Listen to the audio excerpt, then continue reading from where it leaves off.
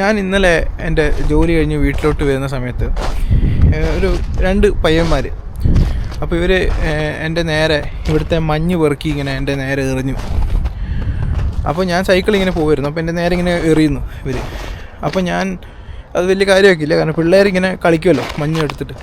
അവർ തമ്മിയൊക്കെ എറിയുമ്പോൾ നമ്മളെ ആ വഴി കൂടെ പോകണവരെ എറിയുമല്ലോ, അങ്ങനെയാണെന്നാണ് ഞാൻ വിചാരിച്ചത്. അപ്പോൾ ഞാനങ്ങനെ നിൽക്കുമ്പോൾ ഇവർ ഇതേപോലെ എന്നെ ഇങ്ങനെ വീണ്ടും എറിയാൻ തുടങ്ങി. അപ്പം ഞാൻ ഇങ്ങനെ ചിരിച്ചിട്ട് നമ്മളിങ്ങനെ പോകാൻ നിൽക്കുമ്പം ഇവർ പിന്നെയും കുറേ ഈ റേസിസ്റ്റ് ആയിട്ടുള്ള ചില കാര്യങ്ങളൊക്കെ നമ്മളെ നേരെ ഇങ്ങനെ പറയാൻ തുടങ്ങി. നമ്മൾ ഈ സോഷ്യൽ മീഡിയയിലൊക്കെ കേൾക്കുമല്ലോ, എനിക്കത് യൂട്യൂബിൽ പറയാൻ പറ്റില്ല, പക്ഷേ നമ്മൾ അങ്ങനത്തെ കുറേ കാര്യങ്ങളൊക്കെ നമ്മളെ നേരെ ഇങ്ങനെ പറയാൻ തുടങ്ങി. അപ്പോൾ ഞാൻ ചോദിച്ചു, ഇങ്ങനെ എന്താ പ്രശ്നം, എന്താ ഇങ്ങനത്തെ ഇതൊക്കെ പറയുന്നതെന്നൊക്കെ പറഞ്ഞിട്ട് ഞാൻ ചെറുതായിട്ട് ഇങ്ങനെ ചൂടായി. പക്ഷേ അപ്പോൾ അവർക്ക് വീണ്ടും ഉഷാറായി. അപ്പോൾ അവർ വീണ്ടും ഇതുപോലത്തെ കാര്യങ്ങൾ പറയാനും കുറേ മഞ്ഞ് അവിടുന്ന് ഇവിടുന്നൊക്കെ പെറുക്കി എൻ്റെ നേരെ എറിയാനും അങ്ങനെയൊക്കെ തുടങ്ങി. അപ്പം ഞാൻ ആ സിറ്റുവേഷൻ പിന്നീട് എസ്കലേറ്റ് ചെയ്തില്ല. നീ ഇതൊക്കെയാണോ നീ ചെയ്യുന്നതെന്നൊക്കെയുള്ള രീതിയിലുള്ള കുറച്ച് ഡയലോഗൊക്കെ പറഞ്ഞിട്ട് ഞാൻ അവിടുന്ന് പോയി. അവരിങ്ങനെ തമ്മി നോക്കി ഇങ്ങനെ അങ്ങോട്ടും ഇങ്ങോട്ടും നോക്കി ഇങ്ങനെ ചിരിക്കുന്നു എന്നൊക്കെ അല്ലാതെ വേറെ ഒന്നും ചെയ്യുന്നില്ല. അപ്പോൾ ഞാൻ അവിടുന്ന് എൻ്റെ വീട്ടിലേക്ക് തിരിച്ചു പോയി. പക്ഷേ ഇങ്ങനൊരു അനുഭവം എനിക്കുണ്ടായപ്പോൾ ഇതിപ്പോൾ ചെറിയൊരു രീതിയിലുള്ളൊരു എക്സ്പീരിയൻസ് ആണ്. പക്ഷേ ഇങ്ങനൊരു അനുഭവം ഉണ്ടാകുമ്പോൾ നമ്മളപ്പോഴാണ് നമ്മൾ ചിന്തിക്കുന്നത്, ഇനി ഇതിലും വലിയ പ്രശ്നങ്ങൾ വന്നു കഴിഞ്ഞാൽ നമുക്ക് എന്ത് ചെയ്യാൻ പറ്റും, അല്ലെങ്കിൽ എങ്ങനെയാണ് ഈ ഒരു സിറ്റുവേഷൻ അപ്രോച്ച് ചെയ്യുന്നത്. അപ്പം ഞാൻ കുറച്ച് ഇതുപോലുള്ള എന്താ പറയുക ലീഗലായിട്ടുള്ള സോഴ്സിൽ നിന്നും ഇൻ്റർനെറ്റിൽ നിന്നൊക്കെ തപ്പി കണ്ടുപിടിച്ച ചില കാര്യങ്ങളിൽ നിന്ന് വെച്ചിട്ടാണ് ഞാനിത് പറയുന്നത്. അതായത് നമുക്ക് ഏറ്റവും പ്രധാനപ്പെട്ട കാര്യം എന്ന് പറയുന്നത്, ഇങ്ങനെ സിറ്റുവേഷൻ ഉണ്ടായിക്കഴിഞ്ഞാൽ നമ്മൾ അവിടുന്ന് ജീവനോടെ തിരിച്ച് വീട്ടിലോട്ട് പോകുക എന്നുള്ളതാണ്. ഇങ്ങനെയുള്ള ആൾക്കാർക്കൊന്നും വലിയ ബോധമൊന്നുമില്ല. അങ്ങനെ ബോധം ഉണ്ടായിരുന്നെങ്കിൽ അവരിങ്ങനെയുള്ള കാര്യങ്ങളിലൊന്നും ഇടപെടില്ലായിരുന്നല്ലോ. അല്ലെങ്കിൽ ഇങ്ങനെയുള്ള ചിന്താഗതികൾ അവർക്ക് വരുന്നുണ്ടെങ്കിൽ തന്നെ അവർക്ക് ബോധമില്ല എന്നുള്ളതിൻ്റെ തെളിവല്ലേ അത്. അപ്പോൾ ഇവൻ ഇന്ത്യ എന്താണെന്ന് അറിഞ്ഞൂടാ. ഇവനോട് മാപ്പിൽ ഇന്ത്യ എവിടെയാണെന്ന് ചോദിച്ചാൽ അവന് ചിലപ്പോൾ ചൂണ്ടിക്കാണിക്കാൻ തന്നെ പറ്റിക്കൊള്ളുന്നില്ല. അങ്ങനത്തെ ഒരുത്തനാണ് ഇന്ത്യയെ പറ്റി സംസാരിക്കുന്നത്. അപ്പോൾ അങ്ങനെയുള്ളൊരു വ്യക്തിയെടുത്ത് നമ്മൾ ദേഷ്യം പിടിക്കാനും ഒക്കെ പോയി കഴിഞ്ഞാൽ അവർ നമ്മളെയാണ് കൂടുതൽ ഉപദ്രവിക്കാനുള്ള സാധ്യത. അധികം അവരുടെ കയ്യിലായിരിക്കും ആൾ കൂടുതൽ. അവരെങ്ങനെയുള്ള ആൾക്കാരാണെന്ന് നമുക്കറിയില്ല, അവരുടെ കണക്ഷൻസ് എന്താണെന്ന് നമുക്കറിയില്ല. അപ്പോൾ ഏറ്റവും സേഫായിട്ടുള്ള കാര്യം നമ്മളത് എസ്കലേറ്റ് ചെയ്യാതെ നമ്മൾ വീട്ടിലോട്ട് തിരിച്ചു വരിക എന്നുള്ളതാണ്. അതൊരിക്കലും ഒരു ലാസ്റ്റ് സ്റ്റെപ്പല്ല, അതാണ് ഫസ്റ്റ് സ്റ്റെപ്പ്. ഓക്കെ. രണ്ടാമത്തെ കാര്യം, നമ്മളത് പ്രോപ്പറായിട്ട് തെളിവുകൾ ശേഖരിക്കാൻ പറ്റുന്നുണ്ടെങ്കിൽ ആ സ്ഥലം എവിടെയാണ് അല്ലെങ്കിൽ അങ്ങനെയുള്ള കാര്യങ്ങൾ നമ്മൾ നോട്ട് ചെയ്ത് വെക്കുക. അതേപോലെ വീഡിയോ എടുക്കാൻ പറ്റുമെങ്കിൽ ഒരു വീഡിയോ എടുക്കുക. അത് നമ്മളെ സേഫായിട്ടുള്ള ഒരു സിറ്റുവേഷൻ ആയിരിക്കണം. ആ വീഡിയോ എടുത്തുകൊണ്ട് അവർ നമ്മളെ തലക്ക് കയറുന്ന ഒരു അവസ്ഥ വരരുത്. അങ്ങനെയുള്ള തെളിവുകൾ നമ്മൾ പരമാവധി ആ സമയത്ത് ശേഖരിക്കുക, അല്ലെങ്കിൽ അതിന് ശേഷം നമ്മൾ ശേഖരിക്കാൻ ശ്രമിക്കാം. ഇതൊരു എൻ്റെ കാര്യം നടന്ന ഒരു ഓപ്പൺ ആയിട്ടുള്ള സ്ഥലത്താണ്.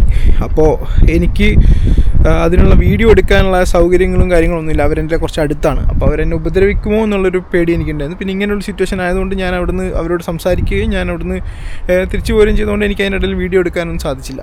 പക്ഷേ ഈ ഇതുപോലുള്ള സിറ്റുവേഷൻസ് വരുമ്പോൾ നമുക്ക് ചിലപ്പോൾ CCTV ഫുട്ടേജോ അല്ലെങ്കിൽ അങ്ങനെയുള്ള കാര്യങ്ങളൊക്കെ നമുക്ക് ശേഖരിക്കാൻ ചിലപ്പോൾ സാധിച്ചേക്കാം. മൂന്നാമത്തെ സ്റ്റെപ്പ് എന്ന് പറയുന്നത്, അത് നമ്മൾ ഇത് റിപ്പോർട്ട് ചെയ്യണം. ഇതുപോലുള്ള പ്രോപ്പറായിട്ടുള്ള പോലീസ് അല്ലെങ്കിൽ ഇങ്ങനെയുള്ള ആൾക്കാർക്ക് നമ്മൾ അത് റിപ്പോർട്ട് ചെയ്യുക. ഇപ്പോൾ അധികം പോലീസ് സ്റ്റേഷനിലാണ് ഇങ്ങനത്തുള്ള ഇൻസിഡൻസ് നമ്മൾ റിപ്പോർട്ട് ചെയ്യേണ്ടത്. പിന്നെ ഞാൻ ഈ താഴെ കൊടുക്കുന്ന വെബ്സൈറ്റിൽ നിങ്ങൾക്ക് ഇത് റിപ്പോർട്ട് ചെയ്യാം. നെതർലാൻഡ്സിൻ്റെ കാര്യത്തിൽ. പക്ഷേ യൂറോപ്പിൽ എല്ലാ രാജ്യത്തിനും ഇതുപോലുള്ള ഫെസിലിറ്റീസ് അവർക്ക് ഉണ്ടാവും. അപ്പോൾ അതിൽ നമ്മൾ റിപ്പോർട്ട് ചെയ്ത് കഴിഞ്ഞാൽ അവർ പ്രോപ്പറായിട്ടുള്ള ആക്ഷൻസ് അവരെടുക്കും. അല്ലെങ്കിൽ അവരെ ഈ ഇത്തരത്തിലുള്ള മൈനേഴ്സിനെയൊക്കെ നമ്മൾ അവരുടെ ഭാവി നശിപ്പിക്കുക എന്നുള്ളതല്ല നമ്മുടെ ലക്ഷ്യം. നമ്മൾ അവരെ പ്രോപ്പറായിട്ട് എഡ്യൂക്കേറ്റ് ചെയ്യുക എന്നുള്ളതാണ്. കാരണം ഇവരൊക്കെയാണ് ഇനി ഇവിടെ വളർന്ന് വരാൻ പോകുന്നത്. അപ്പോൾ ഈ കൂടുതൽ പ്രശ്നമില്ലാത്ത ഒരു ജനറേഷൻ നമ്മൾ ഉണ്ടാക്കണമെങ്കിൽ ഇവനൊക്കെ നമ്മൾ എഡ്യൂക്കേറ്റ് ചെയ്തേ പറ്റൂ. അപ്പോൾ അതൊക്കെയാണ് ഇതിൻ്റെ മെയിൻ പ്രശ്നം. ഒന്നാമത് ഇവരൊരു ഷോ ഓഫ് അല്ലെങ്കിൽ സോഷ്യൽ മീഡിയയിലൊക്കെ കാണുന്ന കാര്യങ്ങളൊക്കെ വെച്ചിട്ട് ഇൻസ്റ്റാഗ്രാമാണ് റിയൽ ലൈഫ് എന്നൊക്കെ വെച്ചിട്ടാണ് ഇവനൊക്കെ ഇങ്ങനെ സംസാരിക്കുന്നത്. അപ്പോൾ അതൊന്നും വലിയ ബോധത്തോടെ സംസാരിക്കുന്നതല്ല. അപ്പോൾ അത് നമ്മൾ തിരിച്ചറിഞ്ഞ് അവനെ മാറ്റിക്കൊണ്ടുവരാനുള്ള ശ്രമങ്ങൾ നമ്മൾ നടത്തുക. അതാണ് അവർ ചെയ്യുന്നത്. അത് നമ്മൾ ചെയ്യേണ്ട ആവശ്യമില്ല. അത് ഈ പറഞ്ഞ ആൾക്കാർ അവരെ പ്രോപ്പറായിട്ട് അവരെ കണ്ടുപിടിക്കാനും, അല്ലെങ്കിൽ അവരെ തെളിവുകളുണ്ടെങ്കിൽ അവരെ കണ്ടുപിടിക്കാനും, അല്ലെങ്കിൽ ജനറലായിട്ട് അവർ ആ പ്രദേശത്തുള്ള സ്കൂളുകൾക്കും ഇവർക്കൊക്കെ നോട്ടിഫിക്കേഷൻ അയക്കാനും ഒക്കെ അവർക്ക് സാധിക്കും. അപ്പോൾ അത്തരത്തിലുള്ള ആക്ഷൻസ് അവരുടെ ഭാഗത്ത് നിന്ന് ഉണ്ടാവും. നമ്മളത് റിപ്പോർട്ട് ചെയ്യാം. ഇനി ഇതൊരു എമർജൻസി സിറ്റുവേഷനിലോട്ട് നിങ്ങളെ കൊണ്ട് എത്തിക്കുകയാണെങ്കിൽ നെതർലാൻഡ്സിലെ എമർജൻസി നമ്പർ 112 ആണ്. അതുപോലുള്ള എമർജൻസി നമ്പറുകളിൽ വിളിച്ച് നമുക്ക് ഈ സിറ്റുവേഷൻ അല്ലെങ്കിൽ പോലീസിനെ അല്ലെങ്കിൽ അങ്ങനത്തെ ഉള്ള ആൾക്കാരെ നമുക്ക് റിക്വസ്റ്റ് ചെയ്യാനുള്ള ഫെസിലിറ്റി നമുക്കുണ്ട്. അത് നമ്മൾ ഒരിക്കലും മടിച്ച് നിൽക്കരുത്. കാരണം ഈ സിറ്റുവേഷൻ വേഴ്സ് ആവുന്നു എന്ന് കണ്ടു കഴിഞ്ഞാൽ അവർ നമ്മളെ ആക്രമിക്കുകയാണ്. നമ്മൾ ഫിസിക്കലി മഞ്ഞ് വാരി എറിഞ്ഞുകൊണ്ട് എനിക്ക് വലിയ രീതിയിലുള്ള ബുദ്ധിമുട്ടുകളൊന്നും ഉണ്ടാവില്ല.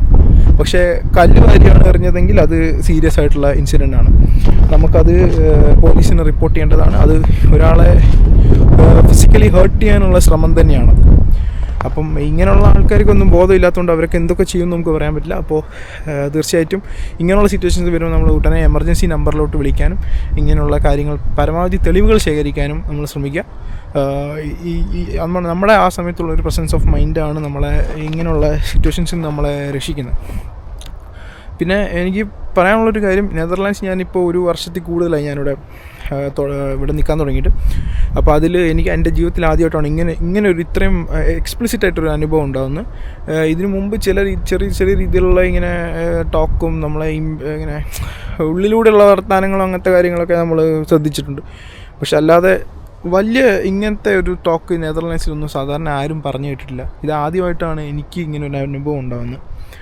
അപ്പോൾ ഇവിടെയുള്ള സാധാരണ ബാക്കിയുള്ള ആൾക്കാരൊക്കെ എന്നോട് വളരെ സ്നേഹത്തോടെയും, എൻ്റെ അയൽവാസികളായിക്കോട്ടെ, എൻ്റെ കൂടെ ജോലി ചെയ്യുന്നവരായിക്കോട്ടെ, അല്ലെങ്കിൽ എൻ്റെ ഫ്രണ്ട്സോ, അല്ലെങ്കിൽ ഇങ്ങനെ എല്ലാ ആൾക്കാരും നമ്മളോട് വളരെ സ്നേഹത്തോടെ തന്നെയാണ് പെരുമാറുന്നതും. അങ്ങനെയൊക്കെ വളരെ കുറവാണ് ഇങ്ങനെയുള്ള ഇൻസിഡൻസ് ഒക്കെ ഞാൻ കണ്ടിട്ടുള്ളത്.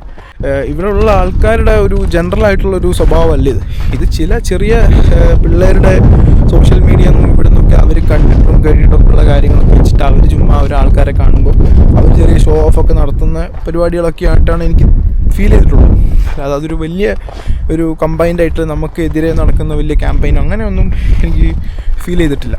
അപ്പോൾ ഇങ്ങനെയുള്ള സിറ്റുവേഷൻസ് വരുമ്പം നമുക്ക് അവിടുന്ന് മാക്സിമം രക്ഷപ്പെടുക എന്നുള്ളത് തന്നെയാണ് പ്രധാന കാര്യം. അപ്പോൾ എല്ലാവരും സേഫായിട്ടിരിക്കുക.